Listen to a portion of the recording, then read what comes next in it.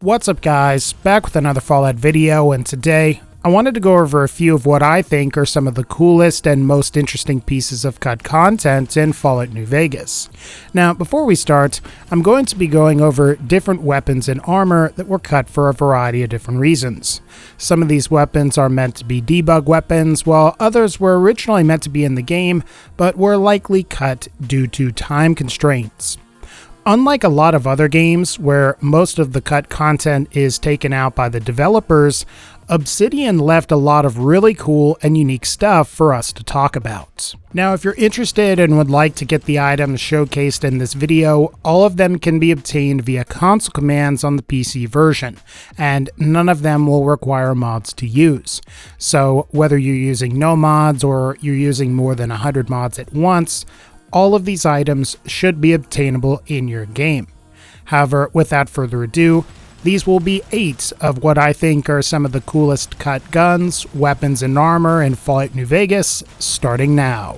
Number 8. The Armored Vault 21 Jumpsuit.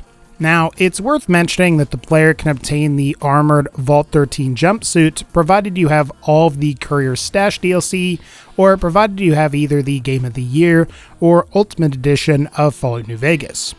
While the Vault 13 armor does look cool, it does have a few lame caveats, like the fact that it doesn't boost any of your character's stats, and of course originally it was a pre-order bonus for the game when it launched, and if you didn't pre-order the game at launch, you can't really get access to it. However, you may be surprised to know that there is a cut Armored Vault 21 jumpsuit that the player can obtain via console commands. While it can't be repaired, it's a lot like the Vault 101 jumpsuit that originally appeared in Fallout 3, complete with boosts to both the energy weapons and guns skills. Plus, it also has some visual differences from the Armored Vault 13 jumpsuit.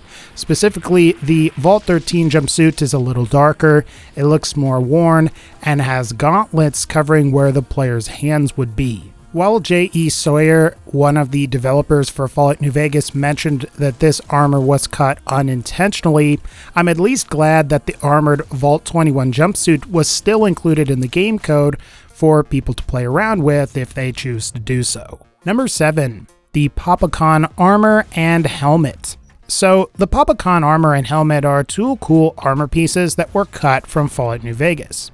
It's highly likely that these armors were cut due to time constraints, as the actual armor portion itself is untextured. However, interestingly, the actual model for the Popicon helmets appears to be relatively complete, as it is properly textured and overall looks pretty cool. The problem is that it doesn't have any damage threshold and has an in-game weight of 7, which is the exact same weight as the armor on its own. Honestly, it's kind of a shame that this didn't make its way into the game, as the armor sort of reminds me of an interesting take on either Mongolian or samurai armor. Plus, it would have given Popicon a more unique and interesting appearance to what we ultimately got, which was just him wearing the best Great Khan's armor that is available. Thankfully, there are a couple of mods that add textures to the armor portion, and even a few mods that will give Popicon the Popicon's armor to wear. So if you find it unfortunate that this didn't make it into the game, you can always download a couple of mods to add the functionality.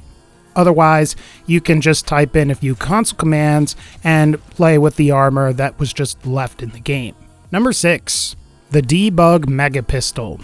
So there's not really a whole lot to this particular weapon, other than it looks like a standard 9mm pistol.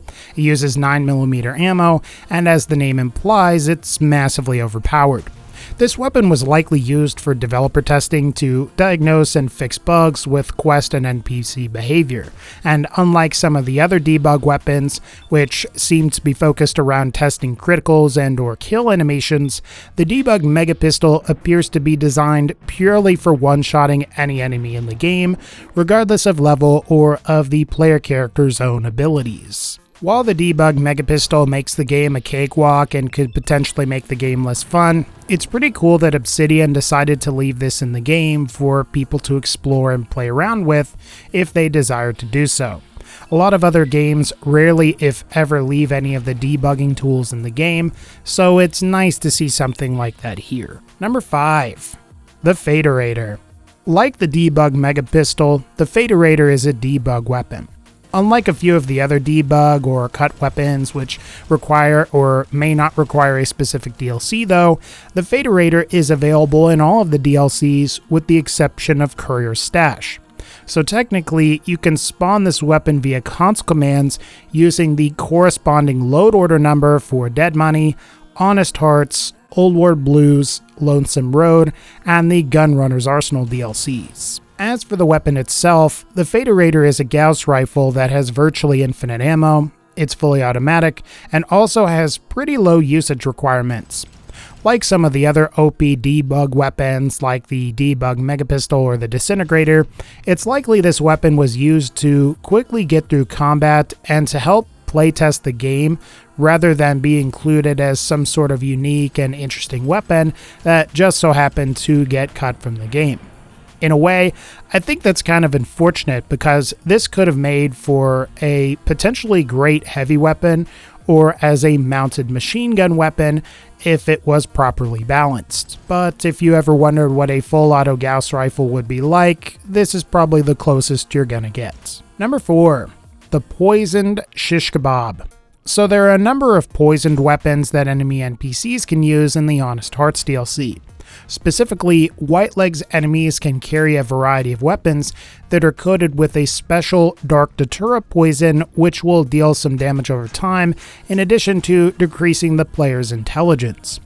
Normally, these weapons can't be acquired by the player upon defeating these enemies, however, provided you use console commands, you can add a number of them to your character, implying that at some point in development, Obsidian may have intended on allowing the player to obtain and then equip these weapons to use. Of the weapons that are available via console commands, which include a poisoned hatchet and a poisoned mantis gauntlet, I think that the poisoned shish kebab tends to be the best, mostly because the shish kebab itself is a better weapon than either the standard hatchet or mantis gauntlet.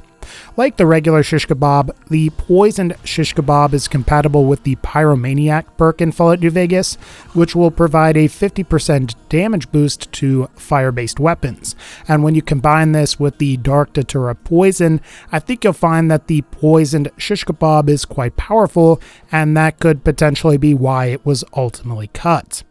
Still, this weapon is quite fun to use, and if you like melee weapons and want to experience something different, you should give the poisoned shish kebab a whirl. Number 3. The Remnants Tesla Armor. One of the cool things about Fallout 3 was that the player could obtain a Tesla variant of the Enclave's armor.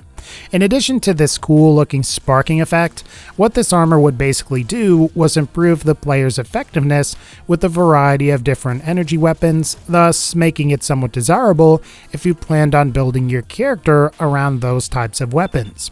Now, you may be interested to know that Bethesda had intentions of incorporating Tesla armor into their own game in the form of the Remnants Tesla armor. This armor has very similar properties to Fallout 3's Tesla armor, however with a few notable stat changes like the switch from damage resistance to damage threshold. Now it's worth mentioning that there is a unique variant that actually did manage to appear in the game in the form of the Ganon family Tesla armor.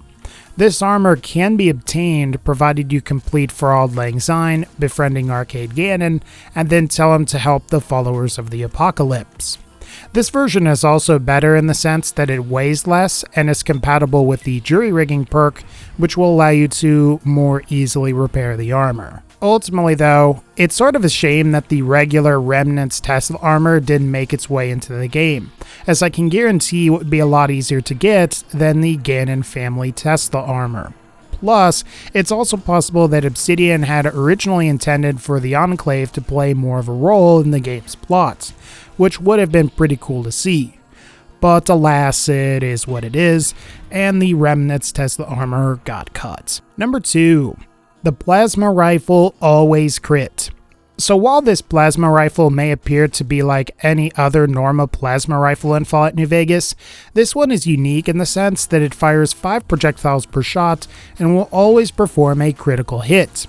In fact, despite the Plasma Always Crit having lower base damage than the standard variant, it actually ends up being more powerful because the weapon will always perform criticals. It's speculated that the Plasma Rifle Always Crit was meant to be a debug weapon that would either test the critical process itself, or more specifically, test the gooified death animation that occurs when you get a kill from a Plasma Rifle's critical.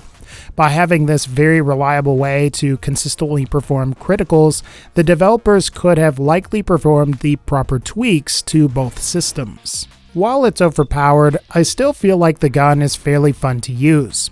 Unlike some of the other debug weapons, which were designed to insta-kill or vaporize whatever is in front of you, the Plasma Rifle Always Crit could have potentially been a great endgame reward, provided you could actually continue to play Fallout New Vegas after the game's ending. While it would have needed some more tweaks to be more balanced and unique, like the Q35 matter modulator is, it's still a pretty cool weapon, and if you have the chance, you should add one to your character via console commands and mess around with it. Number 1. The ENCLAVE SHOCKTROOPER Armor. Some of you may be surprised to know this, but the ENCLAVE armor from Fallout 3 can be obtained in Fallout New Vegas with the use of console commands. However, the ENCLAVE power armor comes in the form of the ENCLAVE SHOCKTROOPER armor, which was a armor that was actually cut from Fallout 3 in addition to Fallout New Vegas. What's interesting about the SHOCKTROOPER armor is that it has a very high damage threshold. When wearing both the helmet and suits, the player can achieve a damage threshold of 41, and this can mostly be attributed to the SHOCKTROOPer armor's high damage threshold of 35, which is higher than pretty much any legitimate armor or heavy armor in the game. However, you can achieve a damage threshold of 43, provided you combine the ENCLAVE SHOCKTROOPer armor suit with the REMNANTS power helmet. It's sort of a shame that this armor didn't make it into the final product, either through DLC or as some kind of unique variants like we saw with the REMNANTS Tesla armor.